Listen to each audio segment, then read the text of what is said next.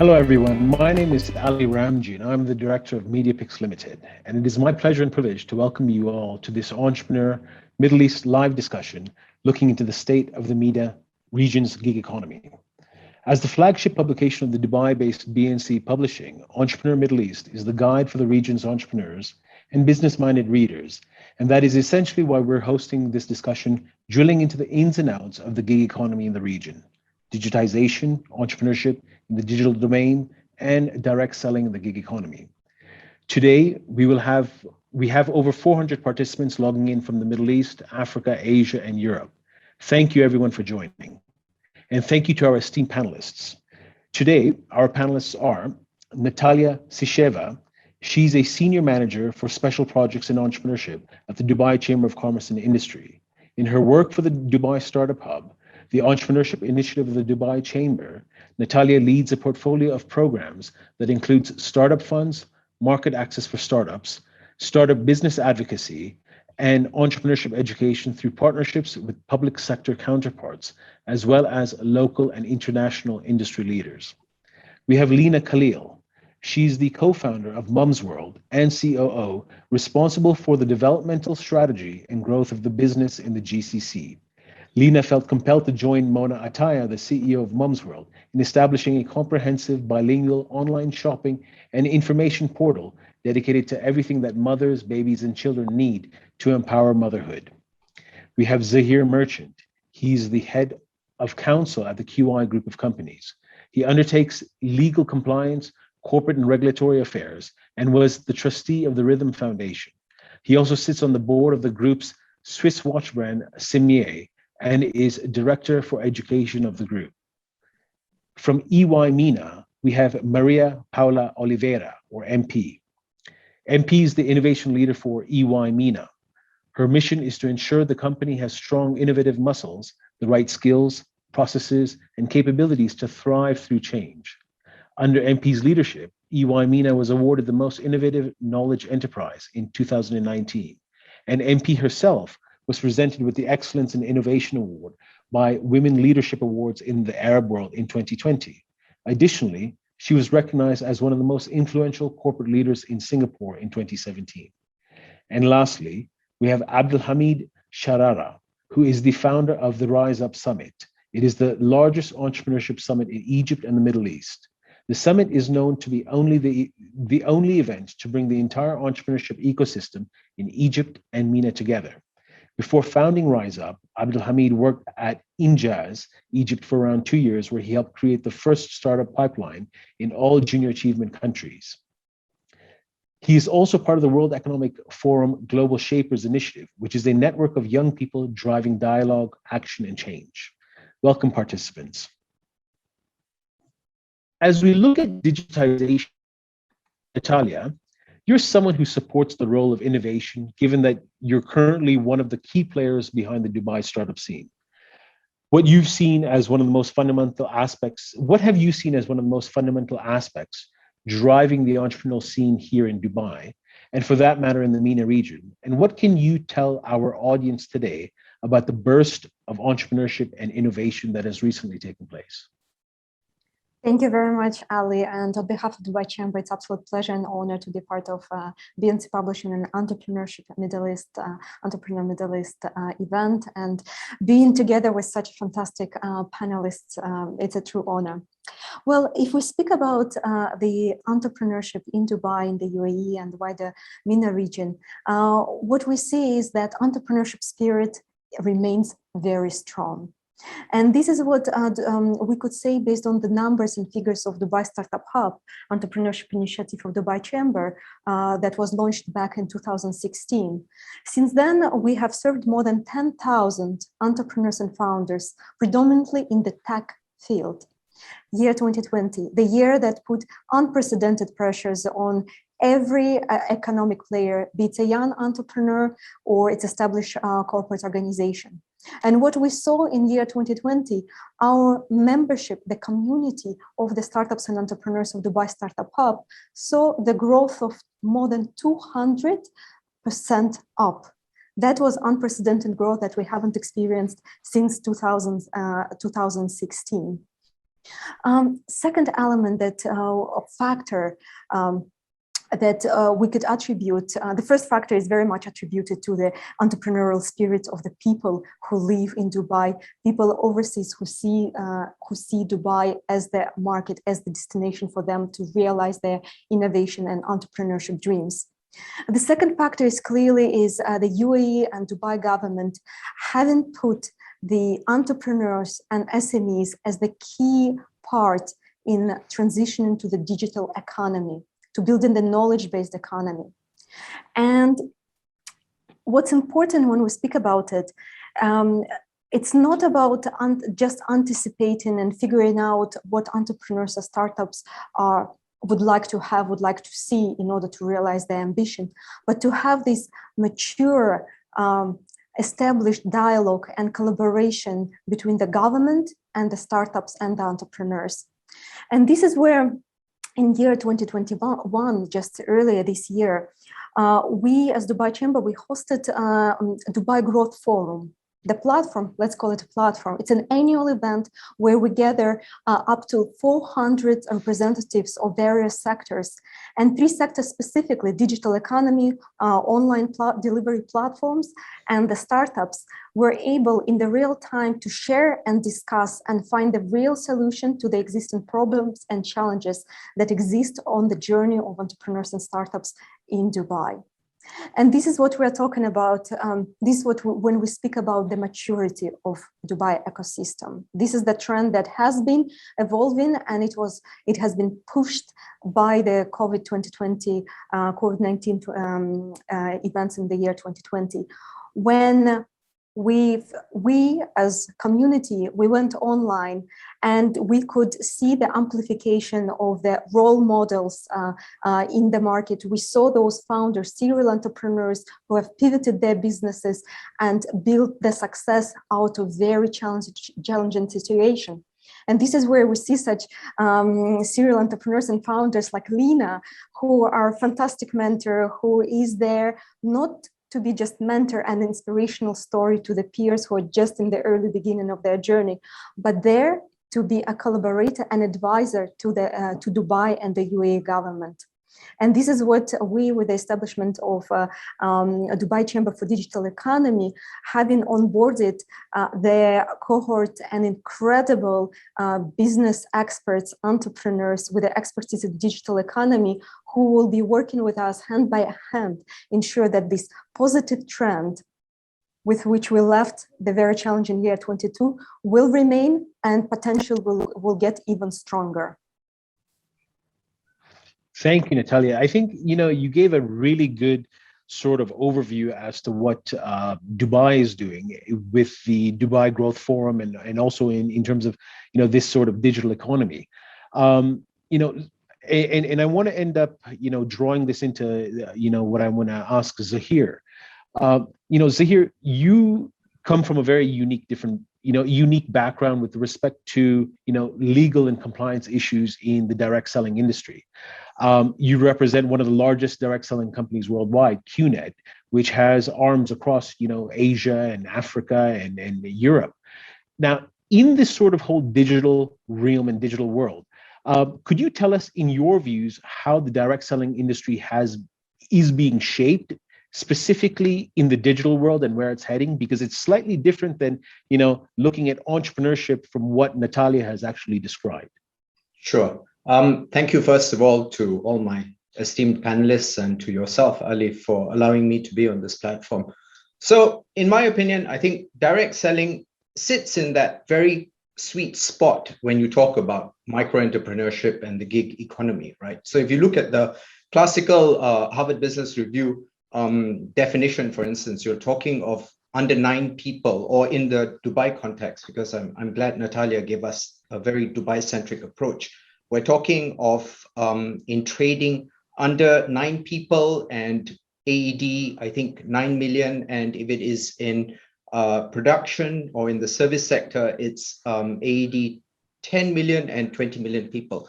So direct selling kind of has all these aspects where you're looking at things like low wage bills, low management structures, low overheads, all of those kind of important aspects. So it's really that very sweet spot. And if you look back at how direct selling has evolved from 1855, when Reverend Ronald Graves kind of started Southwestern Advantage, all the way through over the last 150 years, it's always been low cost, high value in creating networks, enhancing training, self-confidence, motivation, all the pluses. But it's really a very high touch point industry. It's very people orientated with lots of fields associated to it. So then if you combine all of that with the technologies which drive direct selling, you will obviously have to separate two aspects, right? First, you're looking at future trends in the digital space. And then we're looking at the individual distributors vis-a-vis the entities themselves. And obviously for the direct selling entities, it's all geared towards tech enablement. You're talking of swifter platforms, better graphics, genealogy calculations, enhanced payment systems, ease of use, calculations for your payment systems, inventory management, supply chain efficiency, both upstream and downstream, attractive product positioning, dashboard. There's this huge feature of moving towards data today and facilities to give distributors access. And in terms of the distributors themselves, you're talking of a whole enablement of platforms. So if you leave aside Zoom, Teams, Blue Jeans, etc., which are all tech communication platforms for interaction and the ease of interaction, we're moving to the realm of a really few interesting things. So there's a big move towards data analytics, products which people use, how they are used, market acceptance, customer satisfaction, social media influence and social influences. I mean, if we think back of the example of how Prada was able to so fantastically leverage off Instagram, and that was just 2 years ago. It seems almost a long time ago.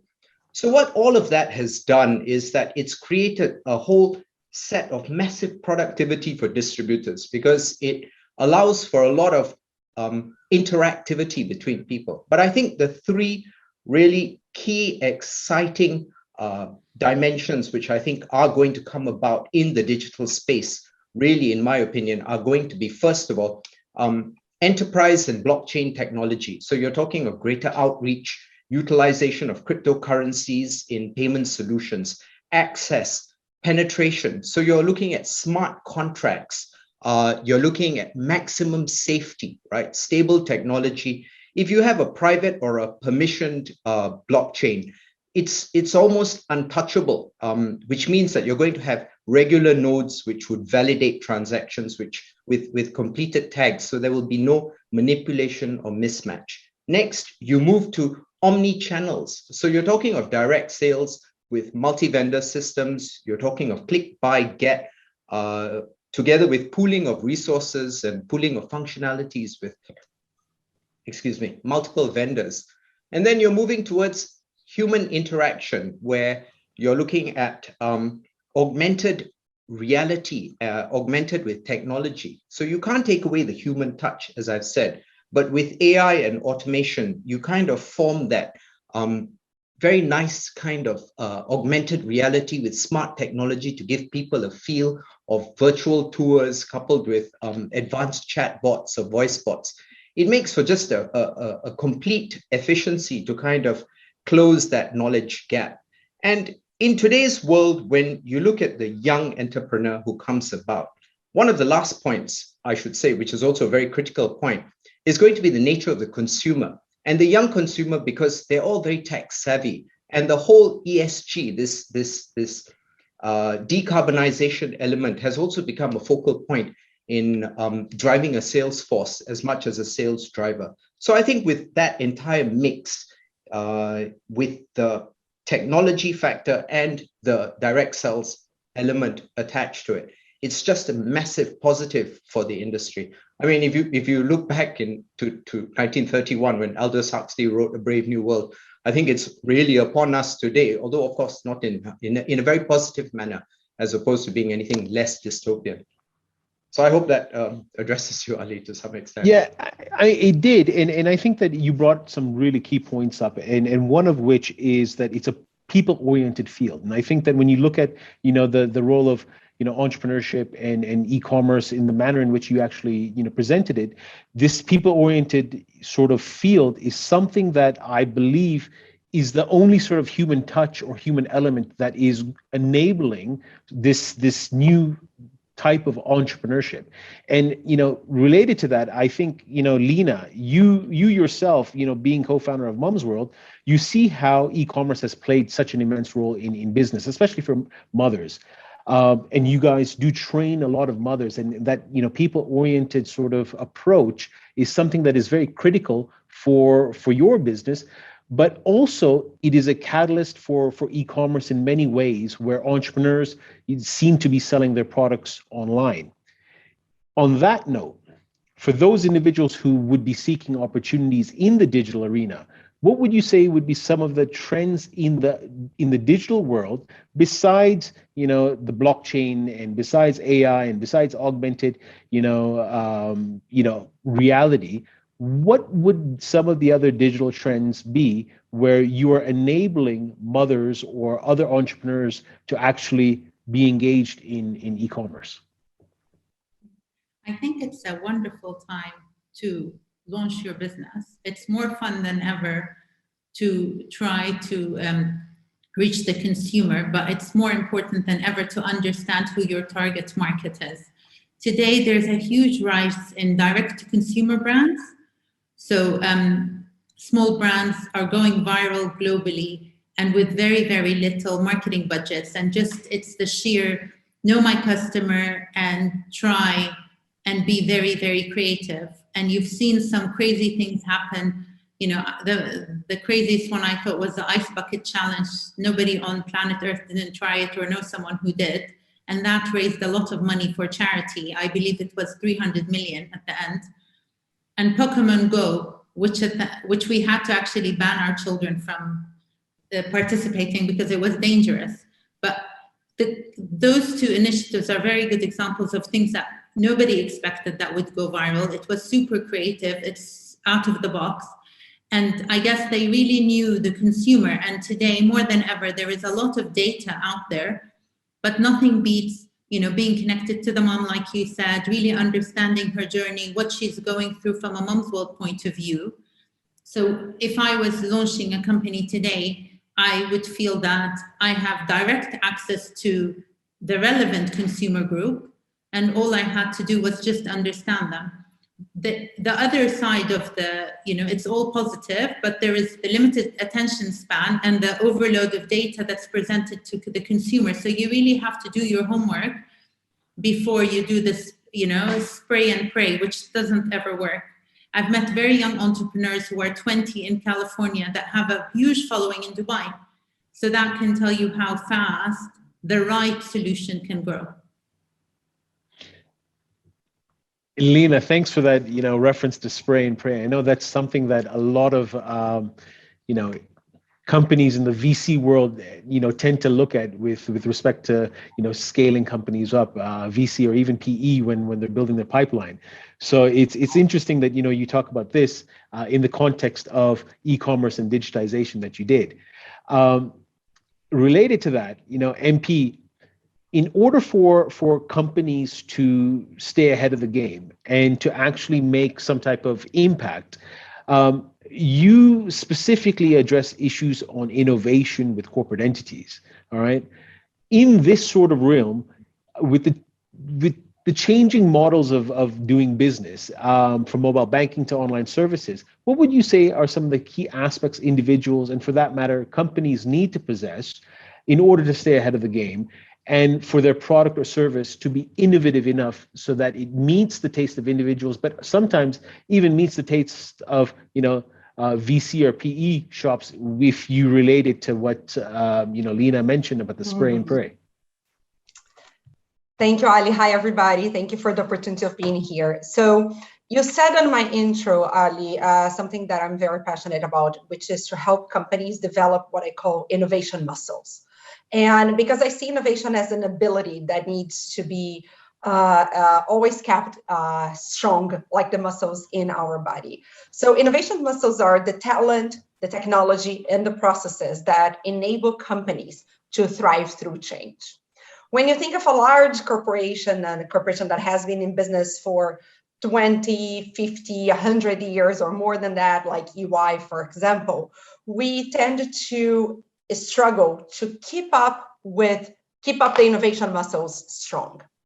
As with startups, they are all muscle, but they need to know how to use them better. So the way to do that, I think, first of all, for both, regardless of the size of the company, it's really important to understand the future and to trace your perspective on the future. Either it is gloomy with some of the advancements in technology that we have and how are we going to prepare for this world, or it is lacking something and how are we going to supply that to the world. In this sense, I am putting here on the chat right now the EY Megatrends report, which is free for everybody. So I hope it is of use to all of you and provides a good perspective and a framework on understanding the future. But once you understand the future, it's important then to come back and do what we talk about, which is our future back planning. So we look at the future, we come back to the business today and say, okay, does this business fit with this future that I imagine or that I want to shape? And that's when the muscles come in place. So for the big corporations, the idea is that you need to create new muscles because the body of the corporation is already very, very used to doing the business as usual. So for corporations, the challenge is, how do we allow the company to navigate two waves at the same time? The wave of the business as usual, which is what the company is used at doing and it can do very well and have the clients and has a business model for that. And also the new business models, the muscles of innovation. And for those, it will require different talent, different technology, and different ways of doing things, enabling with the business as usual, the innovation engine to work. For startups, for entrepreneurs, like I said, they are all muscle because they are innovation themselves, but they needed to know how to work those muscles. Because one thing is you are a sprint runner or you're a 100 meters runner and you know exactly how to use your muscles. And those are the ones that people want to see. Another thing is you're a crazy child running all over the place and nobody wants to do business with this type of companies. So for startups, the idea is that you as a founder learn how to run disciplined experiments in ways that you show your growth, you show your progress, sometimes with metrics that are not the traditional metrics. So if you are a venture-backed startup, you're not going to be showing sales right away because you're or profit right away, sorry, but because you're investing on the growth, but you can show growth, you can show sales, you can show customer attraction, you can show customer retention. And all of this are innovation metrics that if you do discipline experiments, you can show to your investors. And I think this is particularly important, Ali, and we're talking here about the gig economy and not in general innovation. And it's very important for gig economy companies, all of those that are working or proposing work in alternative ways, because the world is changing and the way that the paradigms of work and of employment are changing with it. But all of that is quite new. It came in the last decades and it's gaining traction in the last 7-10 years, more or less. And it is important that the entrepreneurs that want to propose a business model that is as innovative as the gig economy, it's really important that they do their disciplined experiments so they can convey more certainty or security to the investors that are investing on them, so they see that there is future in that business. Okay, I mean, you gave a very interesting perspective on innovation muscle, on innovation metrics, and exercising the new types of data.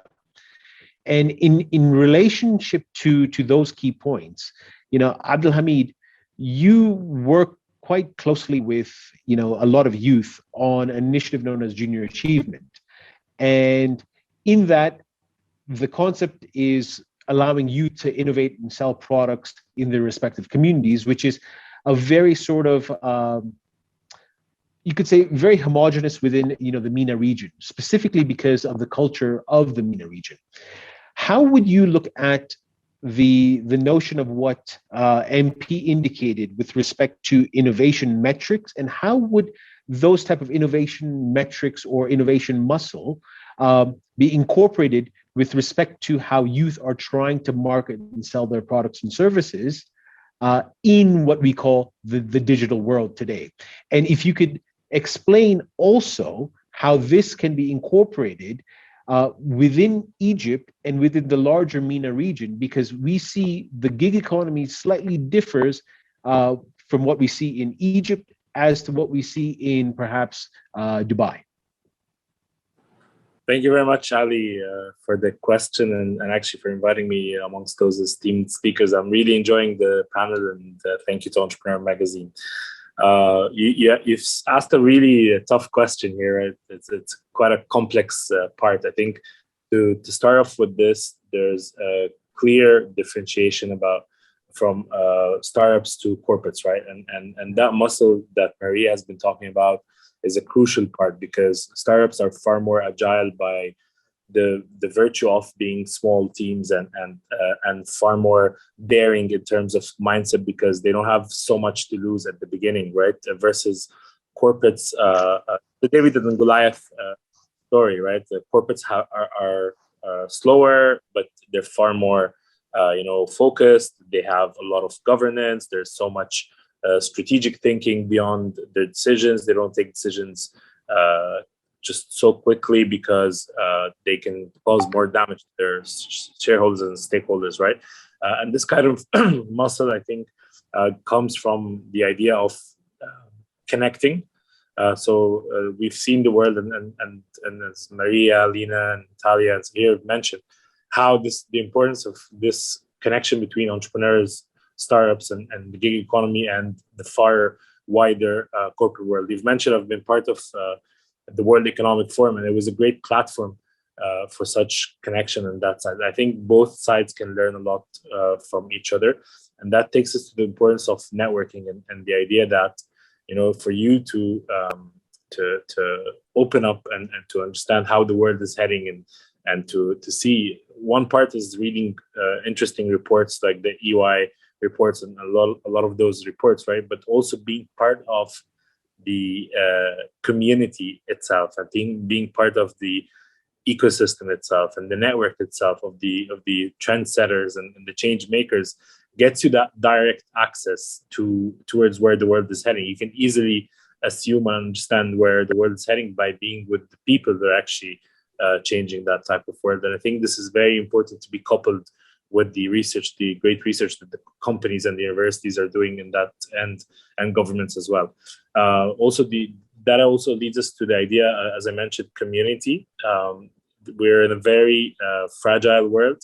And I think the part of this resilience that exists right now in this community is they're under one purpose or a far larger vision of a better world, right? They're all looking at problems and challenges as potential for solutions. They're all trying to create new things to make the world easier towards people. And I've seen and heard that everyone has been talking about this idea of being user-centric or human-oriented or human-centric design. And that also comes from the fact that you're within that part of community, because if you are thinking about people and about the world around you and everything that you touch and sense, your decisions automatically start becoming different and become more aware towards the daily challenges that face the world, like global warming or other things.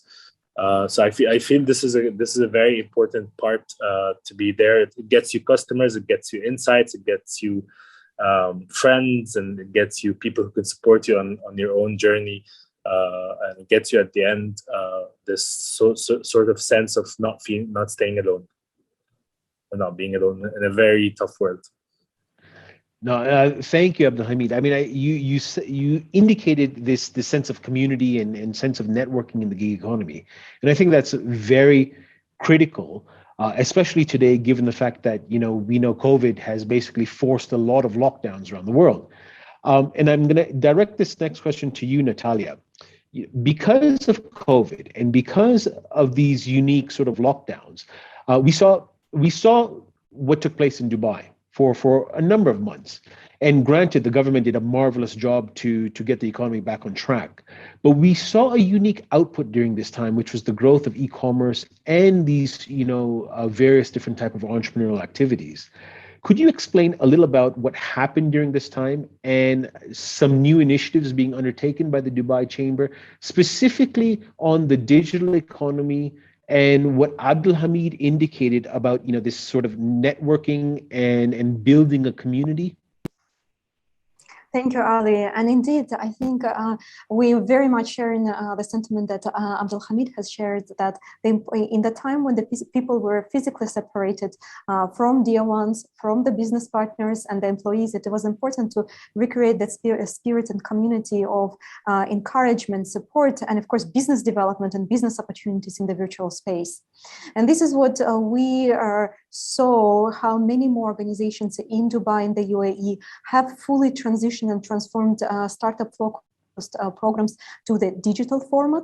That very much allowed us to eliminate the barriers for the business development for both Dubai, UAE-based entrepreneurs and also overseas-based one. And this is where we saw we have been running the market access program. We introduced a few new business development program for B2B startups like Scale Up Dubai, and 55%, 66% of each cohort are the applicants from the overseas. And this was very apparent and acute in the year 2020. And again, building on what PM was saying, is the need and the thirst of the big corporations to be digitalized, to go through this rapid transformation, while to be in a this experimental mode with the right partners to trust. And I think the COVID was very much crumbling that wall of distrust between the corporates and the startups. There was a need to start trusting, to find this sandbox environment that will allow the both parties to collaborate and work together. With that, I think our important factor to support to support this perpetual growth and development of entrepreneurship in Dubai has been obviously the policies and regulation when it comes to ability to start quickly the business, and or to start, since we're talking about the gig economy, also we're talking about self-employment, being a freelancer, being the representative of that segment. And this is where the UAE government was proactively looking into introducing the remote work visa, also easing the process of starting the e-commerce companies. For instance, the new scheme was launched under the name of e-trader that allowed many solo entrepreneurs who just wish to do the e-commerce out of their houses, building the small community or interactive engaged community on social media to sell the products and services. So there are multiple of these initiatives that allowed both the serial entrepreneurs to pivot and adapt to the new norm where things were digital, but also the policies and regulations that allowed the people who were partially involved, employed, or they felt threatened about the prospect of being employed, because the reality was across the market that there was a number of layoffs, various organizations, large, small, experience, in order to optimize the cost. And so this was, as it was not entrepreneurship by choice for many gig economy players who we know today, it was the forced employment to start your business on your own. With that, I want to point that year 2020 was the year when Dubai was recognized as the top 5 cities in the world, the place to find a job.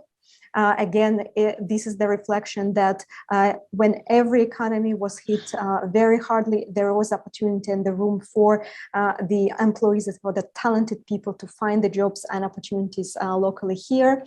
As well as that, if we speak about the future of the economy and what is the niches, what are the opportunities out here in Dubai, in the UAE, in MENA region. Just recently, we as Dubai Chamber, we conducted a study with our dozens of business associations and country councils representing the industry communities in Dubai, asking, what are you looking for to become more efficient businesses, to support your growth? And the answer was, we want to access to the qualified service providers. So we used to say, we speak a lot about technology, about the technology innovation that requires a lot of capital expenditure, but we should not forget about immense opportunities that exist in the service providing space. The right consultant who will help your brick and mortar company to become the e-commerce, the right advisor to help you to leverage digital marketing, to optimize your warehousing, and so on and so forth. And this is what our research has shown, and this is where Dubai Chamber is introducing the new service provider referral program, where we want to support further the service providers and the gig economy experts to ensure that we support that mutual growth between established startups, corporate companies, and the gig economy players in the market. Thank you, Natalia. Look, you brought some really interesting points in terms of what you said. You said that, you know, Dubai has been driving this notion of self-employment and virtual visas, which has really transformed, you know, the economy because it's bringing skilled capital. But you also said that, you know, you saw the rise of e-commerce during the COVID period, and it was more that a lot of this e-commerce was driven from home. Okay, and I'm bringing these points up in particular because Zahir, you you work in this sort of direct selling sort of industry, and looking at companies such as QNet, where most of the products are promoted, you know, from home and from individuals. The COVID environment and the COVID era enabled a lot more people to really drive, you know, this sense of entrepreneurial activity from home. Okay, could you talk about some of the key growth areas in this realm of micro entrepreneurship and what some of the trends in this sense of this new form of digitization with respect to direct selling?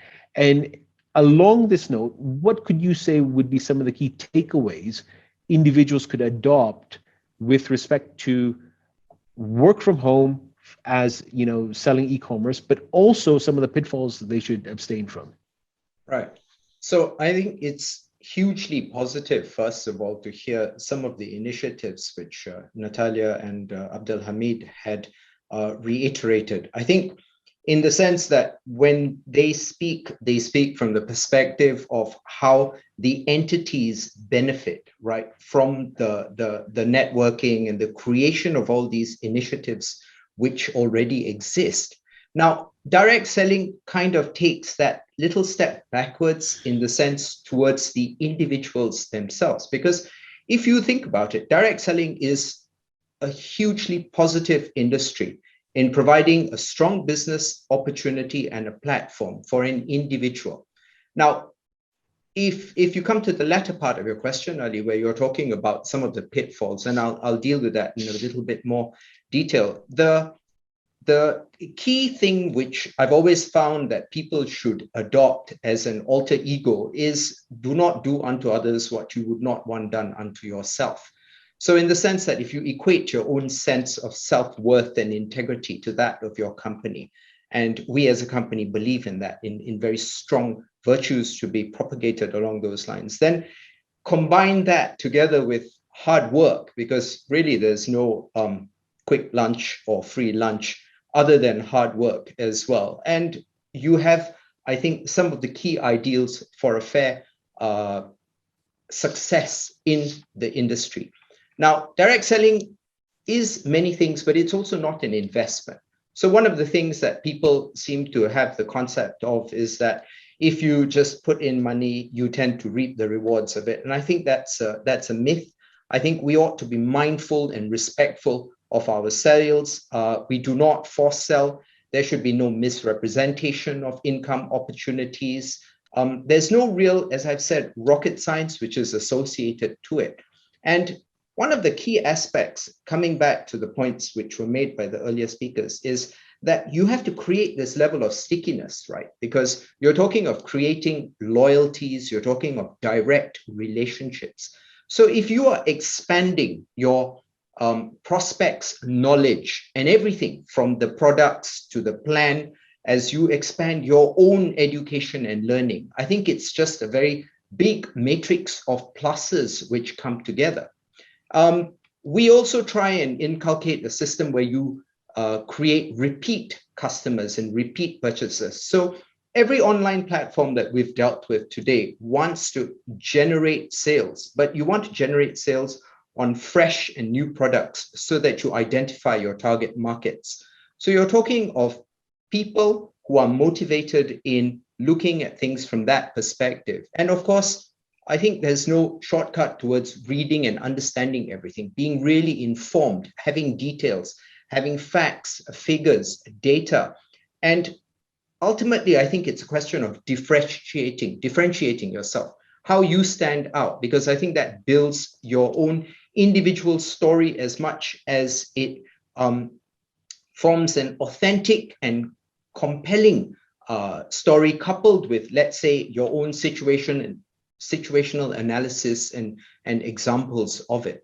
So I think those would be kind of the pitfalls that you would avoid. But at the same time, those are also the positives from the business angle, coupled with some of the initiatives which are being taken by the industry as a whole towards garnering this kind of business sentiment.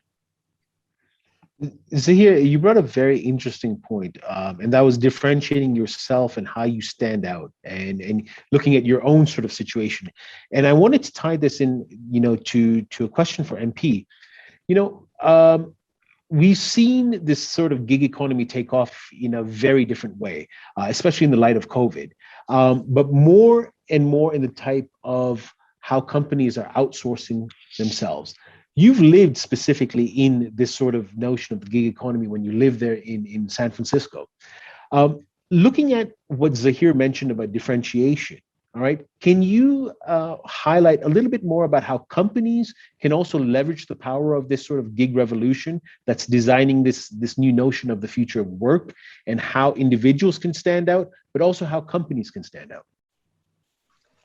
Sure. So bear with me, guys. I'm just going to tell a quick story to explain what Ali said when he said I lived in the gig economy. So back in 2013, from 2013 to 2015, I lived in the Silicon Valley. I was based in the Bay Area, very close to San Francisco, and I was an entrepreneur working on two early stage startups as a co-founder.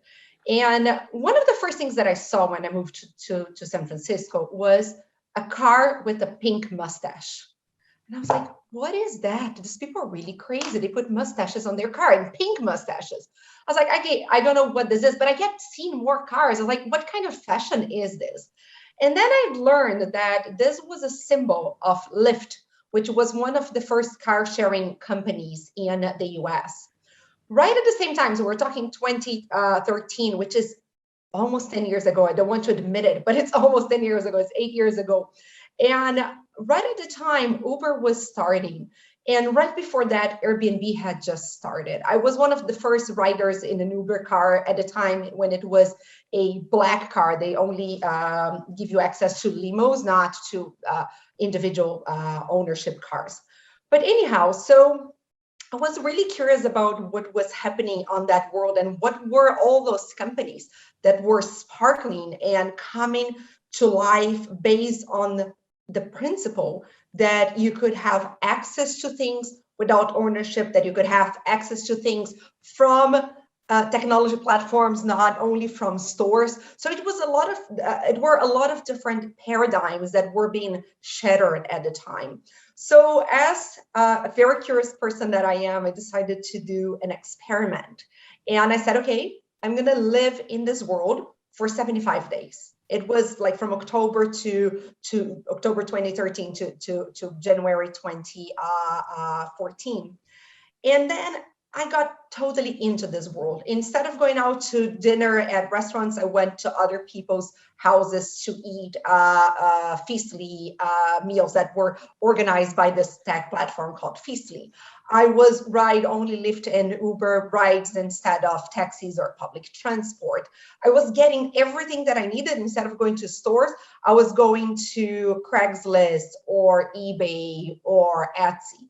So I was getting from other people the things that I needed.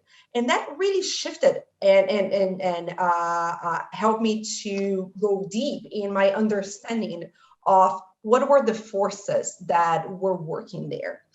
And I continued the experiment into 2014 because I got pregnant with my son. So talking about mom's world, and I really understand, Lena, the whole challenge that you're facing with helping moms in this transition. It was my first child, and I was having it away from my family.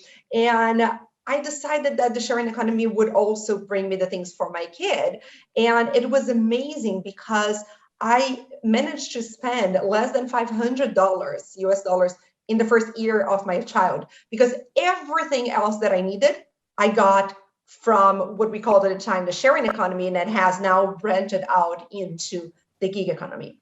So it was a very interesting experiment. And you asked, Ali, how does that bring differentiation to ourselves? Mm-hmm. So one thing that I wanted to share with you guys is that there has been a shift, the same way that there was a shift in the way that we consume things.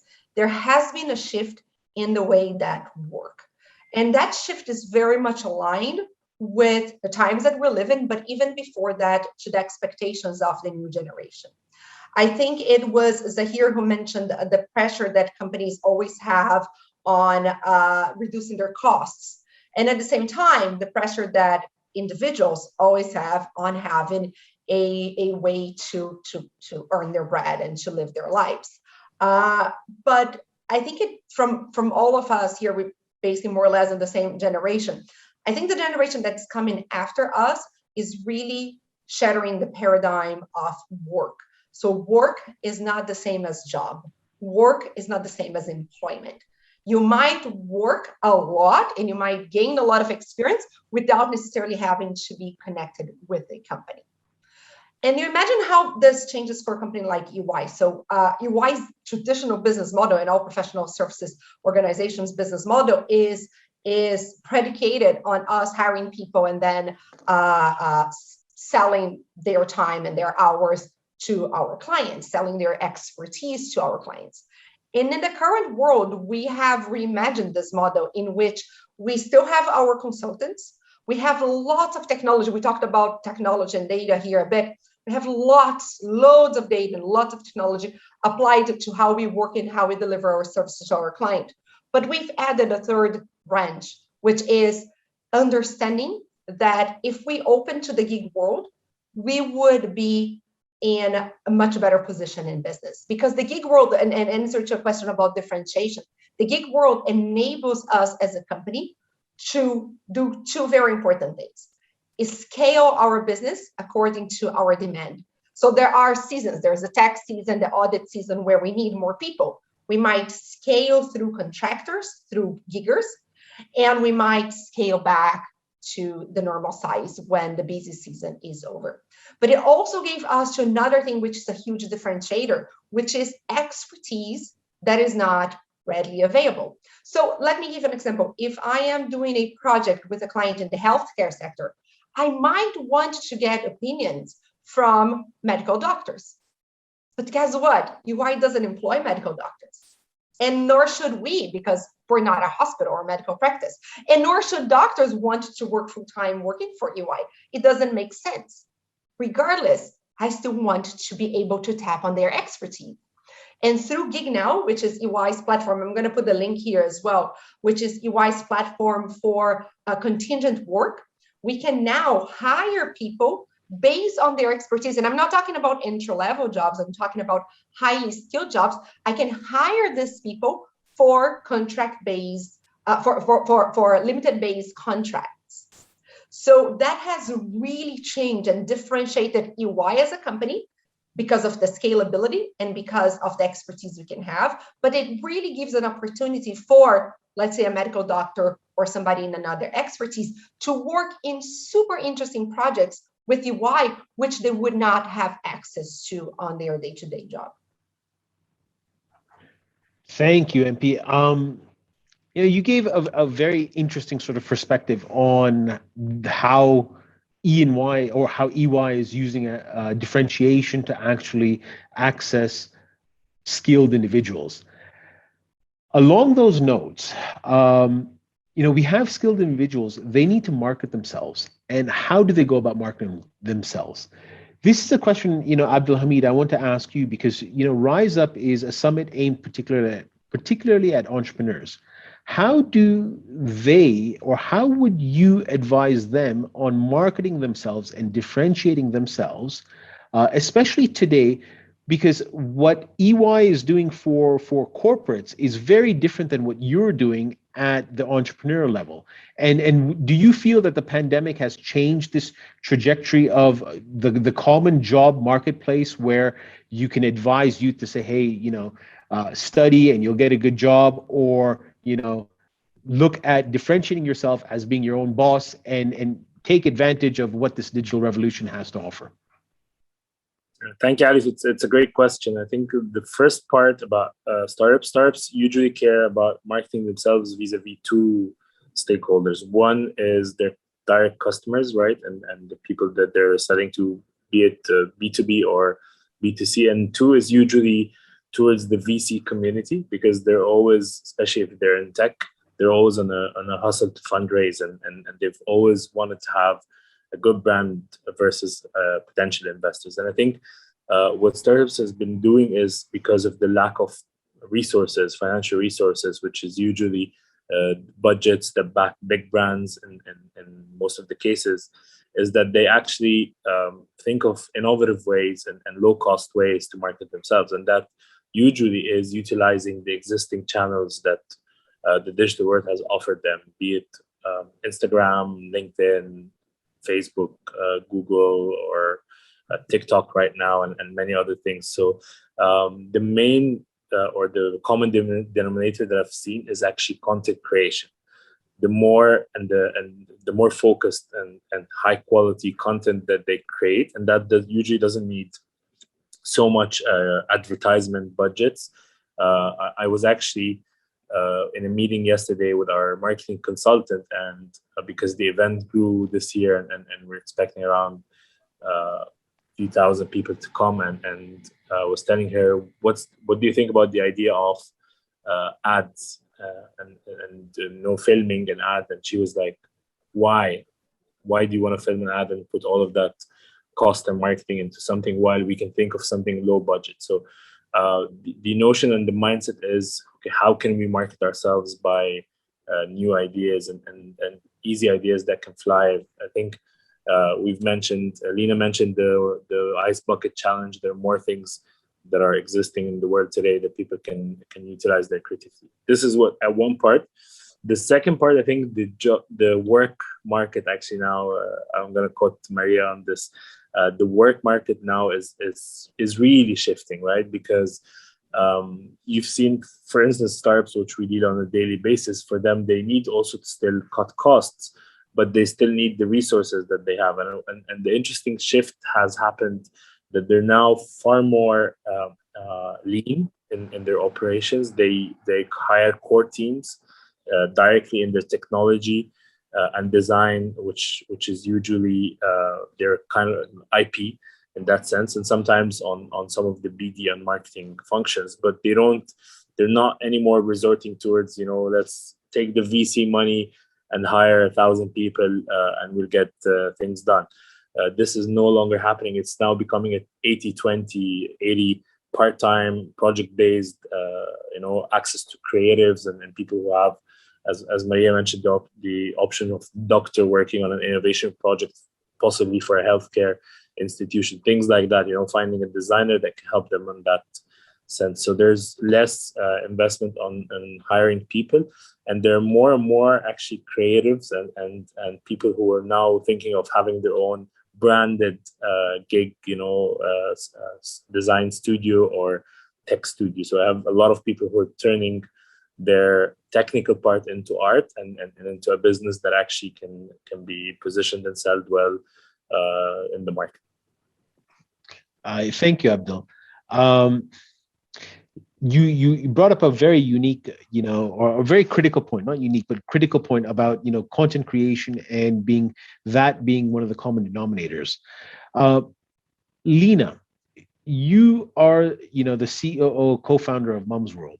How have you looked at some of the areas that Abdul Hamid has brought up over here in terms of really driving and positioning yourself as as a company that stands out, because today on this panel, you're the only one that is really the entrepreneur, and you're the only one that is absorbing all this information, I hope, but also the one that is actually, walking the walk. All right. How have you looked at what Abdul Hamid has said and what, MP has said, and really enabled Mum's World to actually stand out, and mothers to really partake in this growth of, your e-commerce platform? I was pushed out a minute ago, so hopefully the connection will last as long as I can answer. So again, I go back to that, really focusing on what you're doing and knowing when to say no. And, there's a lot you can say yes to. The world is ever changing. There's newness every day. There's a lot of technology, and just knowing what to say no to and what to focus on is probably the number one trick. So, if you don't pick the path and do it very well, then you will not stand out. And I would say that's the number one, tool in the toolbox. But just looking at how we stand out, and we definitely look at the shared economy, and we look at how we move to take advantage of the behavior. So consumers want not only to consume, but they want to be emotionally connected to that journey.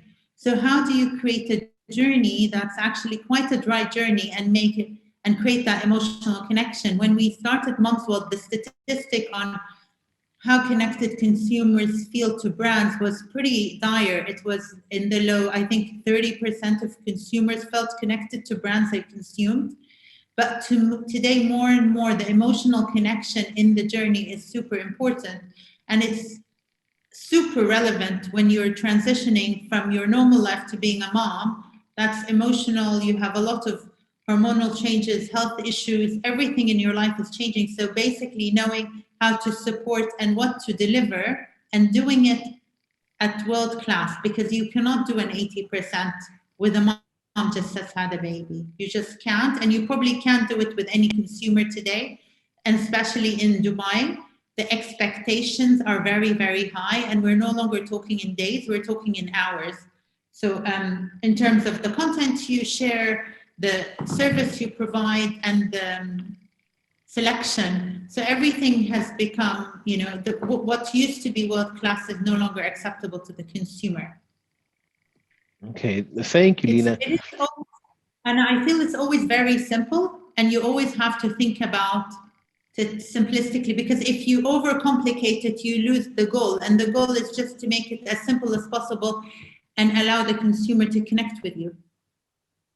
Thank you. In this sense of, how the consumer can connect with you, what I want to do is there's a couple questions that I want to end up, having the panelists, having you guys actually answer from the audience. One of them relates to, this notion of consumer, and it's by an anonymous attendee. It says, it's a question for Zahir. There's quite a lot of misconceptions about direct selling in the market. Could you perhaps give an overview of what it means to be part of this industry and the kind of rewards one can expect from being a micro entrepreneur? And I brought this up because, Lina, what you mentioned right now is how you end up building this sort of, emotional connection. Zahir, could you answer that? We have a few more questions which I'll end up going through as well. Sure. So I think if we take a step back and analyze what some of my learned friends on the panel have said, a few things that come about which are really striking, right? The first is, Lina mentioned emotional connectivity. Maria mentioned and talked about diversity, and then you're talking of the scale towards the gig economy, and then Abdul Hamid mentioned about marketing ourselves. And if you look at it from the perspective of how, let's say, again, from a macro perspective, Forbes recognizes that there is this whole pervasive shift in the direct selling economy and the rise in the number of gig workers and micro entrepreneurs in the last 2 years. You're talking of massive growth. Now, enabling factors, I think, are always going to be the key things, right? So if you have a conducive environment You talk of strong laws which are clear in its ambit. You talk of application. You talk of a good judiciary with a repository of jurisprudence to deal with making an industry strong. Because there is a direct economic knock-on or effect on every economy, then you're looking at already a workforce shift, which means that you're going to shift to a distributed workforce management, a personalized learning module, business tasks, which provide performance enablement matrices, because it's all in real time. Now, if you add smart platforms, learning softwares, and boosting personal and organizational growth, I think you're looking at a very strong industry from that perspective. I think every industry has its positives and negatives. I mean, let's take a moment to reflect on how some of the social media companies are being seen in current light. So I don't think you can put the focus squarely on one industry as compared to the other. But I think if you look at it from a totality, and if you distill some of the key positives and you add some of these things that I have just spoken of, I think you're looking at a very strong industry. And I think you're also going to look towards changing a mindset in an approach towards a particular industry. I hope that answers you to some extent, Ali. Yeah, it was a question from the audience, so it wasn't my question right. per se. MP, I saw your hand up. Did you want to say something to that? Yeah, I just wanted to add to this question. So Zahir was talking about the forces that influence on the rise and the growth and probably the permanence of the gig economy. And one of the things that's really interesting to note is that Gen Z, those born in 1995 until early 2010s, are now the biggest cohort, demographic cohort that we have. So there's more people with 18 to 20 something years now than any other group of population. There are 1.8 billion people, and they are just starting to get into the workforce, and more of them will come in the next 10 years before Gen Alpha, which is where my son belongs, for example, start to get into the workforce. So we're going to see, to Zahir's point, a completely different set of expectations coming from this cohort, which now demands more flexibility, life quality, more notions of diversity in the jobs that they can have. They want to do several things at the same time. So the idea of being tied to one job for 10, 15, 20 years, which was very normal in our generation, is alien to this generation. And then the workforce needs to adapt. And Zahir, you mentioned the laws and the regulations. I don't think they're there yet. As Natalia said, there's lots changing, especially in this region. There's lots changing in the world to accommodate for this shift, because it's a shift that came to stay.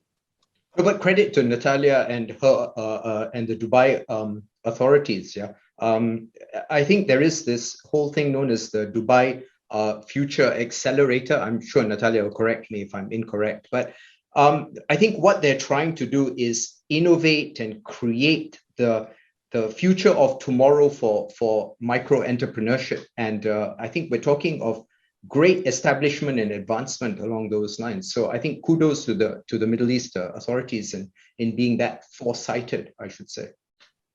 Thank you very much, Zahir. So, Ali, if you may allow me to jump in, and but first of all, I want to point that further development and enhancement of the infrastructure, and we're talking about the digital, technological, and legislative infrastructure is the top priority right now, and there is much more needs to be done, and it cannot be done by the government itself. It's the public-private partnership, and with the support and guidance of the founders and the gig economy entrepreneurs.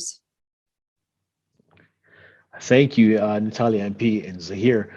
The next question I'm going to end up taking is from a lady by the name of Zaina Aluki, and it's to Abdul Hamid. What industries are the most prominent in the entrepreneurial ecosystem in Egypt? And for an entrepreneur like myself, what challenges are there when launching a business? So for the first part, I think smart transportation was one of the biggest things that happened in Egypt the past years. We've seen the birth of Swivel that grew afterwards in Dubai and then the rest of the region.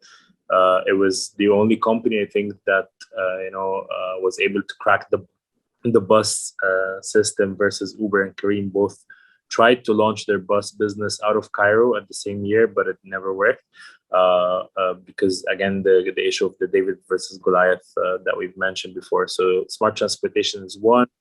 Fintech is crazily rising. You have an unbanked 100 million people, except for a few percentages. So that's a massive part. And then the third part is definitely e-commerce.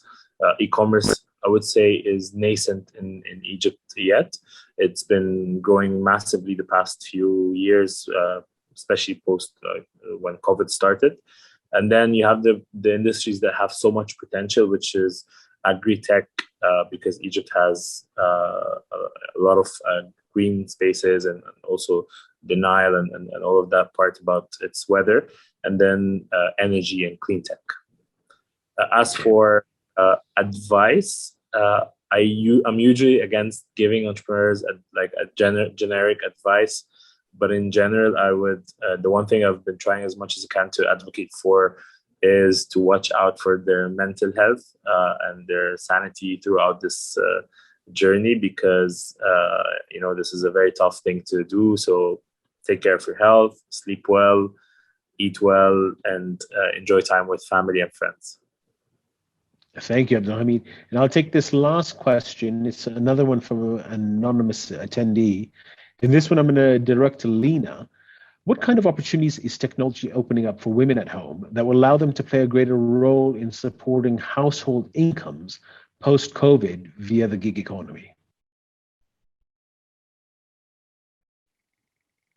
So it's interesting. I'd want to answer that a little bit different. I think what has online access, and the number of eyeballs available online contributed to women's financial kind of independence.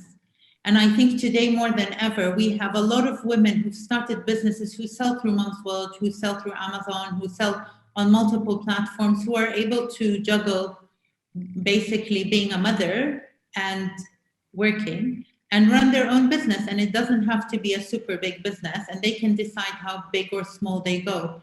And some of the women that work with us directly as suppliers or content writers, some of them are based in villages in the Levant, some of them are based in some of the smaller cities in Saudi Arabia.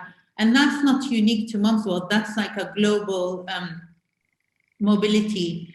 And I believe that EY referred to that. It doesn't matter where you are, what you're doing, what's your time zone. If you have the expertise and you want to work hard, the opportunities are endless. The only limitation today is the language. And that is a real barrier, because I believe even some of the attendees today commented that they would have liked this to be in Arabic, and really content in Arabic remains a huge issue. And this is one of the biggest problems Mom's World set out to solve, which is create content and opportunities for Arabic speakers, because we are from the region and we really set out to solve the issues of the region. But there are opportunities on Mom's World to basically use your skills if you are an Arabic speaker. And I believe there's a lot more opportunities for Arabic speakers based in Jordan, in Egypt, for jobs outside their borders, just because digitally we have a lot more access. Thank you, Lena. And thank you all for attending. We have quite a number of questions, but in the interest of time, we've gone over the 1 hour period. I wanted to say thank you to all the attendees for joining us. I also wanted to say thank you to each of the panelists for being part of this esteemed panel discussion. Thank you, Natalia. Thank you, Zahir. Thank you, Lena. Thank you, Abdulhamid. And thank you, MP, for your insight and your shared knowledge that you gave in terms of what entrepreneurs can do and how they can actually partake in this gig economy. So thank you.